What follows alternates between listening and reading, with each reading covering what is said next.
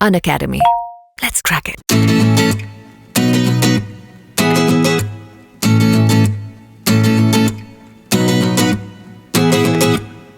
तो सभी अनअकैडमी के दर्शकों को मेरा नमस्कार और मैं आप सभी का स्वागत करता हूं और मैं आशा करता हूं कि आप सभी अच्छे होंगे और जहां भी होंगे स्वस्थ होंगे।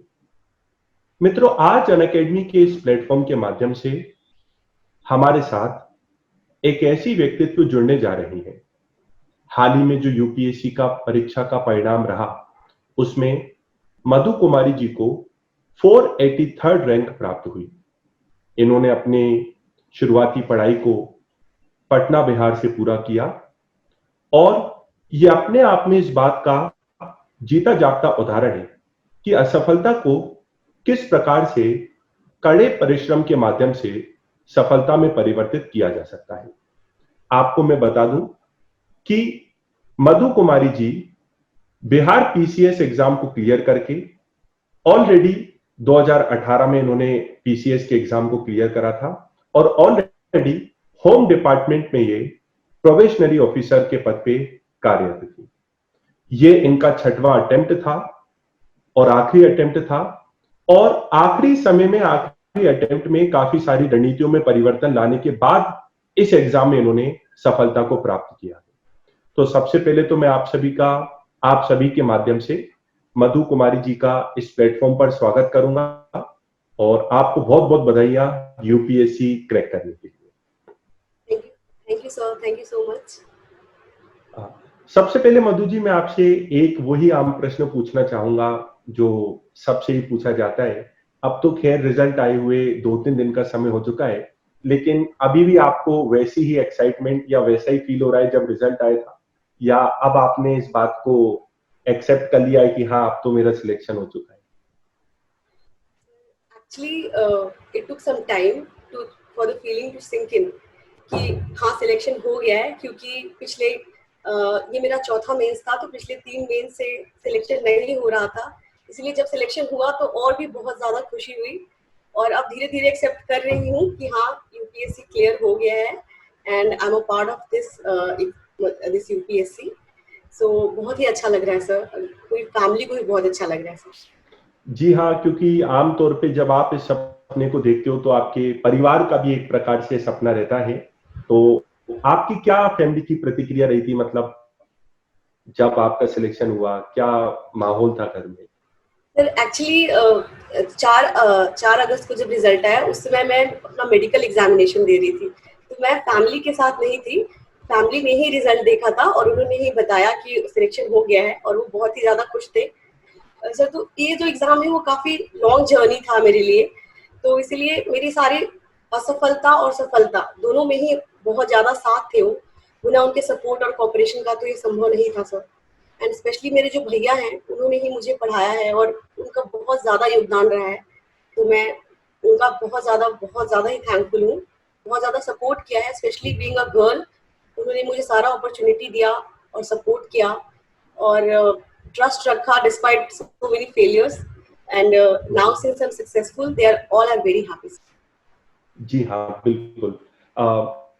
मैं इस बात को आपसे पूछना चाहूंगा मधु जी कि आपका क्या इसके पीछे का प्रेरणा स्रोत रहा, इंस्पिरेशन रही जब आपने यूपीएससी के बारे में, तो जैसा कि आपने 6 अटेम्प्ट दे दिए हैं और आप ऑलरेडी बिहार पीसीएस क्लियर कर चुके हैं, तो आपका इंस्पिरेशन तो बहुत पहले से रहा होगा, लेकिन सबसे पहली बार आपने कब सिविल सर्विसेज में जाने के बारे में सोचा और आपका क्या इंस्पिरेशन? सर जब 12th पास किया था सर, तो उस टाइम पे तो उतना आइडिया नहीं रहता है। I just wanted a job जो कि हमारी लाइवलीहुड को सिक्योर करे, तो इसलिए मैंने उस समय निफ्ट बैंगलोर से अपना ग्रेजुएशन किया and sir and then I got placed into Decathlon जो कि बहुत अच्छा कंपनी भी था sir.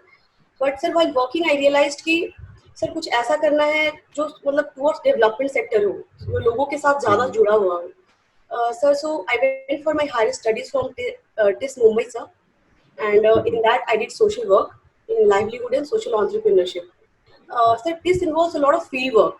So while doing that field work also, I realized more कि लोगों के साथ काम करना और कुछ उनके लाइफ पे पॉजिटिव इम्पैक्ट लाना, that would give me more fulfillment. So while doing my tests only, this I got to know. I knew about this exam, but I became more passionate कि this exam, this UPSC can give me a much bigger platform जहाँ मैं लोगों के लिए काम कर सकूं और उनकी लाइफ में कुछ अच्छा पॉजिटिव चेंज ला सकूं। हाँ, कभी कभी ऐसा होता है लाइफ में कि during the course of doing something हमें पता लगता है कि हम किस दिशा में हमें आगे बढ़ना चाहिए और अपने आप को कहाँ हमें शेप करना चाहिए। तो आपके साथ कुछ ऐसा ही हुआ? जी sir, more of it was like a evolution of कि इतना क्लैरिटी नहीं होता, but gradually you come to know कि what would give you more fulfilment in life. Yes, yes. अभी क्योंकि हमने मधु जी आपने बताया कि जैसे कि आपने टिस से अपनी मास्टर्स को पूरा किया और आपने निफ्ट से अपनी ग्रेजुएशन को किया। आप मुझे ये बताइए कि सभी मतलब लोग ये जानना भी चाहते हैं कि एकेडमिक्स का कितना रोल और कितना एक इम्पैक्ट रहता है। मतलब अगर कोई बच्चा एवरेज बैकग्राउंड से आता हो जिसके उतने ज्यादा डिसेंट परफॉर्मेंस ना रहा हो, तो बच्चों में एक मिथ रहता है कि वो इस एग्जाम को क्रैक नहीं कर सकते हैं अगर एवरेज बच्चा है। मतलब सोचते हैं कि एक हाईली इंटेलेक्चुअल पर्सन होना जरूरी है। तो क्या एकेडमिक्स बहुत ज्यादा मैटर करता है या किसी के एकेडमिक्स में अच्छा परफॉर्मेंस उतना नहीं है तो क्या वो भी इस एग्जाम को क्रैक कर सकता है? Sir, specially this particular UPSC examination, sir ये सारे बच्चों को एक लेवल प्लेइंग फील्ड देता है। So this is the reason why the minimum eligibility criteria is 50%. So if you are fulfilling that, then you are as good as any other student, any other aspirant for this examination. Personally, I can give my own example, sir. That I'm also an average student only, I would say. I got 70% in my 10th and 54% in my 12th. So I myself I can say that I have proved that कि marks उतना matter नहीं करता। अगर आपको 50% है and अगर आप बहुत पैशनेट है इस एग्जाम में, तो किसी भी स्तर से आप शुरुआत कर सकते हैं। और अगर आप इस एग्जाम को अच्छे से अंडरस्टैंड करें, इसकी क्या रिक्वायरमेंट है, तो आप बिल्कुल इस एग्जाम को क्रैक कर सकते हैं। As long as you have the minimum eligibility criteria, you can definitely strive for this examination. मतलब नंबर्स के ऊपर भी यूपीएससी का एग्जाम है और अगर आपका उतना अच्छा वो नहीं रहा है तो उससे अपने आप को आपको सेल्फ जज नहीं करना चाहिए, आपका कहना ये है? Yes sir, definitely sir. Madhu ji, एक और प्रश्न हमारे सामने काफी बार आता है और भले यूपीएससी का एग्जाम मतलब कुछ ही ज्योग्राफिकल लोकेशन से लिमिटेड रख के देखा जाता है कि एक स्पेसिफिक लोकेशन पे जाके इसकी तैयारी हो सकती है, दिल्ली में जाके इसकी तैयारी हो सकती है या पुणे में जाके इसकी तैयारी हो सकती है। और ये एक ऐसा एग्जाम होता है जिसमें बहुत सारे यंग लोग जो उतने ज्यादा ऐसे क्षेत्रों से नहीं आते जहां पे बहुत ज्यादा रिसोर्सेस हैं, कोचिंग मटेरियल वहां पे है। तो अगर रिसोर्सेस का क्रंच हो और अगर कोई बहुत छोटी जगह से आ रहा है तो उसको कैसे अपनी प्रिपरेशन को गाइड करना चाहिए? या रिसोर्सेस आज के जमाने में जहां ऑनलाइन सब कुछ है, तो क्या फिजिकल रिसोर्सेस की तरफ जाना बहुत बड़ा रोल प्ले करता है या एक हम्बल ज्योग्राफिकल बैकग्राउंड से आने वाला व्यक्ति भी इसको करेक्ट कर सकता है? सर, पर्सनली मैं बता सकती हूँ कि मैं बिहार स्टेट से बिलोंग करती हूँ, जहाँ कई बच्चे इस एग्जाम को एस्पायर करते हैं एंड रूरल बैकग्राउंड से भी बिलोंग करते हैं सर। सो उन बच्चों के लिए एक्चुअल में रिसोर्स का इशू होता है एंड सर रूरल बैकग्राउंड की वजह से और हिंदी माध्यम की वजह से भी उन्हें कभी कभी रिसोर्स क्रंच की प्रॉब्लम होती है sir. But now since we have a lot of online platforms available like Unacademy and many other platforms also, so this challenge can be managed अगर हमें अच्छी डिजिटल इंटरनेट कनेक्टिविटी है तो ये that is also prerequisite. But अब sir इस resource crunch के challenge को ऑनलाइन प्लेटफॉर्म की हेल्प से कर सकते हैं sir. But at the same time sir we have to take care, we have to be really careful while selecting the online platforms, क्योंकि कई सारे रिसोर्सेज अवेलेबल है एंड इस एग्जाम में तो बहुत ज्यादा रिसोर्सेज होते हैं।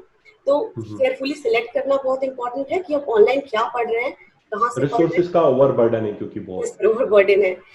And sir eight the same time online platform के साथ साथ जो स्टैटिक पोर्शन है सर, उसके लिए जो फिजिकल बुक्स हैं वो तो मतलब इम्पोर्टेंट है, but that can also be found, it can be gate posted from somewhere, from Delhi और फ्रॉम सम ट्रस्टेड सोर्स। तो ये इतना भी बड़ा प्रॉब्लम नहीं है sir, as long as you have the right kind of guidance कि क्या पढ़ना है, कहाँ से पढ़ना है, so this can be definitely managed.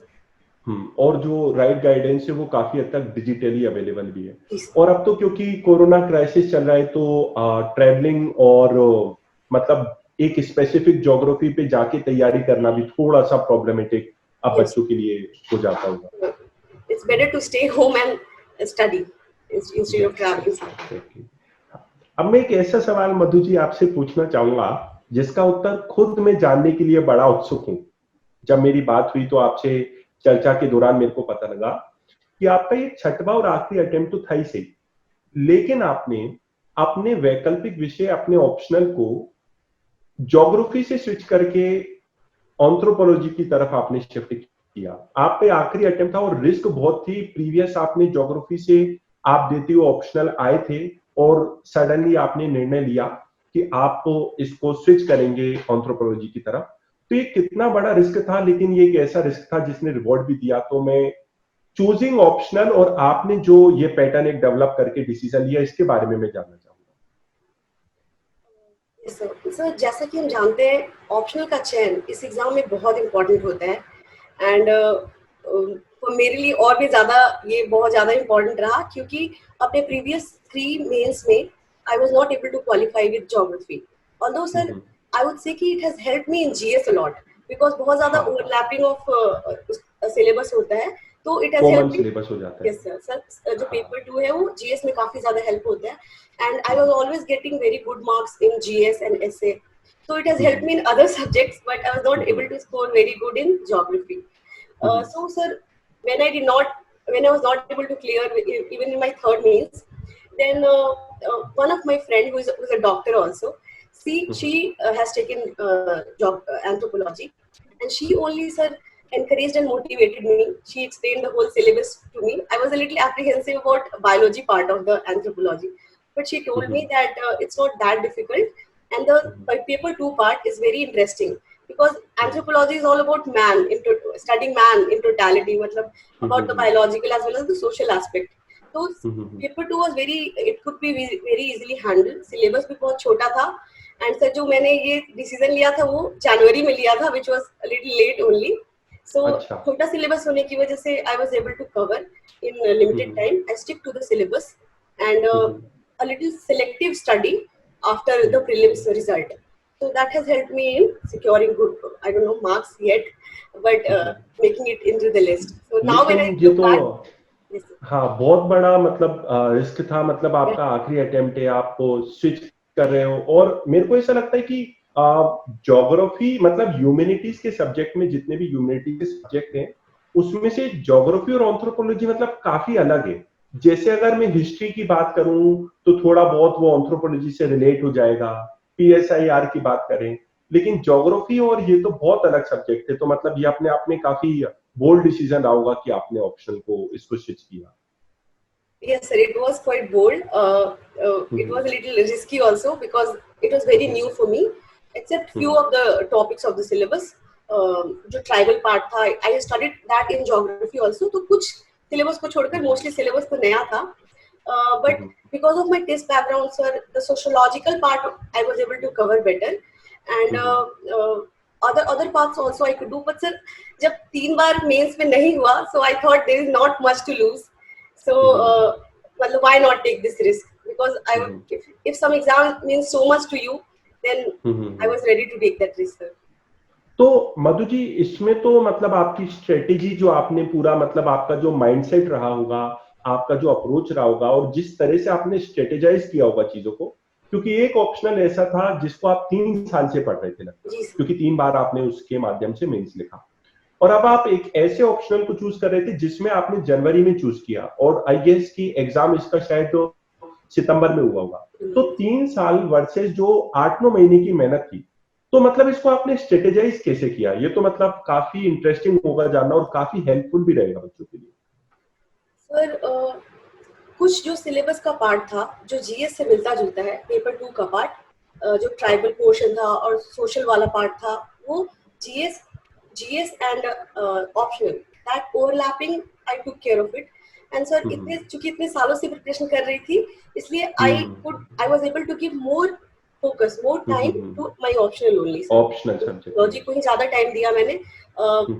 कह सकते हैं सर 3 महीने में से लगभग 2 महीने मैंने अपने ऑप्शनल को ही दिए। अच्छा। लास्ट के जो 1 मंथ था उसमें मैंने जीएस और एसए को भी मैंने प्रैक्टिस किया sir. So this is how I was able to segregate my timings. Okay okay. Madhu ji, आप ये बताइए कि क्योंकि आपका मतलब एक्सपीरियंस इतने समय का रहा है और आपने, जैसा कि मैंने बोला कि आपने असफलता से सफलता की ओर इस एग्जाम में अपने नतीजे को आप ले गए, इस दौरान कोई ऐसा आपने पैटर्न डेवलप किया हो या कुछ ऐसे बुलेट पॉइंट्स जो मतलब बहुत ज्यादा बच्चों को जानना जरूरी है? मतलब आपने डिस्कवर किया हो कि आप खुद उस गलती से पहले जूझ रहे थे, आप करते आ रहे थे और बाद में आपने उसको करेक्ट करके अपनी प्रिपरेशन को गाइड किया, ऐसी कोई लर्निंग इस पूरी प्रिपरेशन जर्नी के दौरान? Yes sir, actually sir I have learn कि सर ये बहुत ज्यादा सिलेबस जो है हमारा थोड़ा वास्ट है, तो जो कुछ चीजें हैं जैसे उसको कई जगह पे यूज कर सकते हैं, मल्टीपल जगह पे। सर जैसे अगर कोई एक एग्जांपल है, सिलेबस का कोई एग्जांपल है, लेट्स से कि ट्राइबल का कोई एग्जांपल है, so that example we can use in GS also, as well as optional also, as well as essay also, while bringing one dimension. इस चीज को मैंने यूटिलाइज किया है, जो एग्जांपल्स और केस स्टडीज हैं, एक ही एग्जांपल को मल्टीपल जगह पे यूज करना, ताकि जो कम पढ़ाई को ही हम लोग मैक्सिमम ऑप्टिमाइज कर सके एग्जामिनेशन में। एक तो ये किया सर, एंड सर थोड़ा प्रेजेंटेशन को भी इम्प्रूव किया while writing the answers, as well as essay में भी सर लाइक किसी पहले की एस्से में मुझे अच्छे मार्क्स आए थे, like more than 140, but later on किसी अटेम्प्ट में कम भी हुए थे। सो आई लर्न कि सर कैसे डिफरेंट डायमेंशंस को लिखा जाए इन मेंस में, क्योंकि I was not able to clear mains only, so I try to focus in GS as well as optional as well as essay की different dimensions को लिखा जाए सर, जो कि हमारे सिलेबस पेपर 1 2 3 4 से ही हम लोग we can get a lot of dimensions, so I try to do that also. आपने बहुत अच्छी बात कही। इनफैक्ट ये भी मैं जब भी पढ़ाता हूं तो मैं इस बात को बोलता हूं कि using the content is really important in this preparation.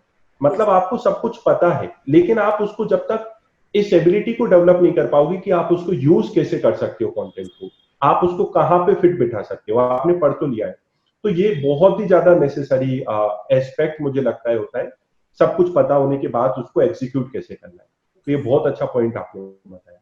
Madhu ji, अब मैं ये सवाल आपसे पूछना चाहूंगा, काफी बच्चे मतलब जिस तरह से आपको कहीं ना कहीं लुक आफ्टर कर रहे थे कि पूरी लिस्ट में आपका नाम है, अभी यूपीएससी का एग्जाम केवल 2 महीने प्रीलिम्स को लगभग रह गए, अक्टूबर में हो रहा है, और इस बार तो काफी प्रेशर भी है बच्चों के ऊपर, क्योंकि अपने तरह का ये पहला ग्लोबल इवेंट है जो 21वीं शताब्दी में हम देखते हैं, कोरोना, जिसके चलते यूपीएससी भी ने अपना एग्जाम पोस्टपोन किया।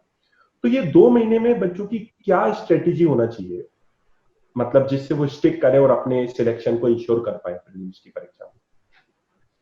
सर मैंने लगातार 4 बार प्रीलिम्स क्लियर किया है, इसलिए सर मैं अपने एक्सपीरियंस से बच्चों को बिल्कुल बताना चाहूंगी, स्पेशली फॉर प्रीलिम्स, कि प्रीलिम्स में सर अभी तक उन्होंने जो भी डायनेमिक, जो भी स्टैटिक और करंट अफेयर्स उन्होंने जो प्रिपेयर किया होगा, उसको मल्टीपल रिवीजन के साथ साथ ये तो सारे बच्चों को करना ही है। इसके साथ साथ जो एबिलिटी उनको डेवलप करना चाहिए is how to solve objective question, multiple choice question, ज्यादा से ज्यादा एमसीक्यूज। क्योंकि इसमें हमारे पास एडवांटेज ये है कि हमारा आंसर हमारे आंख के सामने होता है प्रीलिम्स में, we have to choose the right answer. तो इसमें 2-3 चीजें जो इम्पोर्टेंट है कि आप कितना भी मैक्सिमम टेस्ट दे सके, तो after giving the test you must analyse the pattern, your own pattern, कि कहाँ पे गलतियां हो रही हैं, वेदर कॉन्सेप्ट में लैकिंग है या लैक ऑफ रिवीजन है, या फिर जनरली हम अच्छे से क्वेश्चन को नहीं पढ़ते हैं। Because in UPSC previous year questions also you must see कि बहुत सारे क्वेश्चंस के हम एलिमिनेट कर सकते हैं just by reading it properly. Common sense को यूज करके भी हम ऑप्शंस को एलिमिनेट कर सकते हैं। 50% 2 options can be eliminated and out of 2 you have to choose the right answer. So this ability somehow you have to develop, क्योंकि पढ़ने का तो कोई और अंत नहीं है इसमें, लेकिन कितना हम कैसे हम चूज करें राइट आंसर को, तो इस एबिलिटी को डेवलप कर सकते हैं by giving multiple test and analysing your own patterns. So this somehow you can develop, sir, by giving multiple tests. So this मतलब रिवीजन और MCQ solving is the key, मतलब जो भी बच्चों को करना चाहिए। yes. आपके कोई इंटरव्यू? सर एक और चीज, sir when we are giving the हाँ। टेस्ट, सर जो उसकी एक्सप्लेनेशन होता है उसको पढ़ना भी बहुत जरूरी है, क्योंकि जब हम वो 100 क्वेश्चंस की एक्सप्लेनेशन को पढ़ते हैं तो एक तरह से 100 टॉपिक्स प्रिपेयर हो जाता है। एंड मोस्टली वो क्वेश्चंस जो भी टेस्ट सीरीज होते हैं, स्टैंडर्ड टेस्ट सीरीज होते हैं, चाहे वो विजन का हो या इनसाइट और any other test you want to give, so they are very standard. Try to solve one complete set of test series so that कि पूरा सारे डायमेंशन, सारे एरिया का सिलेबस कवर हो जाए और अच्छे से उसके एक्सप्लेनेशन को पढ़कर आउट ऑफ उसके नोट्स भी बना सकते हैं, क्योंकि वन क्वेश्चन में सर 4 ऑप्शंस होते हैं, तो एक तरह से 1 into 4 400 टॉपिक्स एकदम अच्छे से प्रिपेयर हो जाते हैं। Exactly. तो अगर अच्छे से एक्सप्लेनेशन को पढ़े तो एक बहुत अच्छी तैयारी प्रीलिम्स ओरिएंटेड हो सकती है। मतलब इसमें भी बच्चों को रियल एग्जाम जितना ही सीरियस रहना चाहिए और उतनी ही गंभीरता के साथ इस पूरे टेस्ट सीरीज वाले पार्ट को भी। था, क्योंकि बहुत अच्छे अच्छे बच्चे जो है, ये this is the biggest eliminator round, this is not a selection round, so you must be really careful about prelims, तभी आप मेंस में अपना परफॉर्म कर पाएंगे। एग्जैक्टली। मधु जी, इंटरव्यू से जुड़ी ऐसी कोई खास बात या आपको याद हो जो आप शेयर करना चाहेंगी? Yes, sir. Interview was very special to me because this was the first time I got the chance to give interview. Sir, मेरा interview बसी सर के बोर्ड में था, and sir, overall it was very cordial, a little challenging also, I would say. But one of the question I would like to mention here, which they asked me, was about tourism. तो मैं Bihar state से belong करती हूँ, तो उन्होंने मुझसे पूछा कि ऐसे कुछ लोकेशंस के नाम बताइए जो बिहार या फिर ऑल ओवर इंडिया में आप प्रमोट करना चाहेंगी, जिससे टूरिज्म एज ए इंडिया, जो इनक्रेडिबल इंडिया हम लोग कहते हैं, कैसे इंडिया में टूरिज्म को प्रमोट किया जाए। Sir, so while giving the answer, sir, I try to be a little diverse. I try to give locations from all the 4 corners of our country, north, south, east, west, क्योंकि हमारा जो country है वो काफी rich और diverse culture है, तो ये डिफरेंट, जो अगर हम टूरिस्ट साइट्स को चूज करेंगे तो हमारी डाइवर्सिटी को भी शो करेगा, तो एक इंटरनेशनल टूरिस्ट को बहुत ही अच्छा लगेगा और हमारी कंट्री के बारे में बहुत अच्छे से पता चलेगा। Sir, so with this example I want to say कि आप अपने आंसर्स में मतलब इंडिया की जो रिचनेस है, डाइवर्सिटी है, उसको शो करना चाहें, क्योंकि ये इंटरव्यू तो as we all know personality test है, तो डिफरेंट क्वेश्चंस के थ्रू वो आपकी पर्सनैलिटी को चेक करते हैं, आपके वैल्यू सिस्टम को चेक करते हैं। तो while giving answers, don't just try to answer as a fact, but answer as a which will reflect the whole personality, your whole personality, और the, क्योंकि हम एज अ कंट्री को सर्व करने वाले हैं, वो भी ऑल इंडिया के बेसिस पे, तो अगर कहीं हम इस डाइवर्सिटी को शो कर पाए तो ये बहुत अच्छी बात है, और अपने वैल्यूज को भी अगर शो कर पाए तो बहुत अच्छी बात है सर। ये यस, एग्जैक्टली। यूपीएससी में मैंने देखा है कि पिछले 5-7 सालों में जो मेंस का पेपर रहा है, उसमें भी वो इस तरह के क्वेश्चंस को पूछते हैं कि इंडियन सोसाइटी क्यों अपने कल्चर को सस्टेन रख पा रहा है इतने लंबे टाइम तक, और दूसरी सिविलाइजेशन जहाँ पे स्ट्रगल करते हैं, इंडिया कैसे अपने कल्चर को इतने एंशिएंट समय से आज तक सस्टेन कर पा रहा है। So it is a part of our rich heritage, and it should be. Especially GS1, sir. They are being very innovative in GS1. Yes. In fact मैंने देखा कि एक ही पैटर्न पे उन्होंने 2015, 17 और 19 में क्वेश्चन पूछे, सोसाइटी सस्टेन कैसे कर पा रहा है अपने कल्चर को। तो ये तो काफी मतलब इम्पोर्टेंट पार्ट है प्रिपरेशन के दौरान। और जैसा कि आपने बताया, बहुत अच्छा पॉइंट है कि मेंस में आपने जो सीखा है उसको आप किस प्रकार से इंटरव्यू में प्रेजेंट कर सकते हो, और ऑल इंडिया सर्विस में जब हम जा रहे हैं तो किस तरीके से अपने रिच कल्चर हेरिटेज को बताते हुए हम इंटरव्यू में अपने आप को प्रेजेंट कर सकते हैं। मुझे व्यक्तिगत रूप से भी आपसे बहुत कुछ जान के अच्छा लगा मधु जी, और मैं आशा करता हूं कि पूरे अभ्यर्थी जो हैं, पूरे एस्पिरेंट्स जो हैं, उनको आपकी बात से बहुत हेल्प मिलेगी। आपकी भली वो ऑप्शनल की प्रिपरेशन स्ट्रेटेजी रही हो, आपने जो ऑप्शनल को स्विच किया, इस पूरे सेशन को एंड करने से पहले आप कुछ लास्ट वर्ड्स ऑफ विजडम अगर व्यूअर्स को बोलना चाहेंगे तो प्लीज। मैं ये बोलना चाहूंगी सारे बच्चों को, from my personal own example, कि unlike the toppers, I am a very average student. बहुत ही मतलब चैलेंजिंग जर्नी रहा है, and what you can learn from me is the patience and perseverance. कि थ्रू आउट वैसे भी ये एग्जाम आपको हर लेवल पे टेस्ट करती है, प्रीलिम्स, मेंस, इंटरव्यू में आपकी पर्सनालिटी का हर एस्पेक्ट चेक हो जाता है. तो पेशेंस और परसेवरेंस अगर आप रखेंगे तो इस एग्जाम में जरूर सफल हो सकते हैं. एंड कभी भी never give up attitude. So you have to show resilience. आपको कभी गिव अप नहीं करना चाहिए. डिफरेंट आप जो भी फेलियर है उसमें जो भी आप सीख रहे हैं अपने बारे में, उस पर इम्प्रूव ऑन करके आप इस एग्जाम में जरूर सफल हो सकते हैं. कभी भी गिव अप मत कीजिए. कभी भी आपका नेम में लिस्ट में नाम आ सकता है. So this is what I want to tell you all the aspirants sir कि जब आपका नाम इस लिस्ट में आ जाएगा तो आपका सेल्फ डाउट सेल्फ कॉन्फिडेंस में बदल जाएगा. Till that time you have to trust in yourself and you have to keep working upon yourself. Madhu ji, ये आपकी बातें और वर्ड्स ऑफ विजडम सुन के मैं खुद बहुत मोटिवेटेड फील कर रहा हूँ और मैं आशा करता हूँ कि पूरे बच्चों के लिए भी बड़ा लाभकारी होगा और हमें आपसे बाद में भी जुड़ने का मौका मिलेगा. तो मैं पूरी मधु जी की कहानी को इसी बात से समराइज करना चाहूंगा कि लहरों को डर के कभी नौका पार नहीं होती और कोशिश करने वालों की कभी हार नहीं होती. बहुत बहुत धन्यवाद मधु जी, आपने अपने समय में से कुछ समय निकाल के हमारे साथ आप जुड़े और व्यूअर्स को आपने गाइड किया, मार्गदर्शन दिया और आपके लिए भविष्य में भी बहुत बहुत शुभकामनाएं और राष्ट्र निर्माण में आप एक बहुत बड़ा पार्ट प्ले करेंगे. आपको बहुत बहुत बधाई और शुभकामनाएं. Thank you.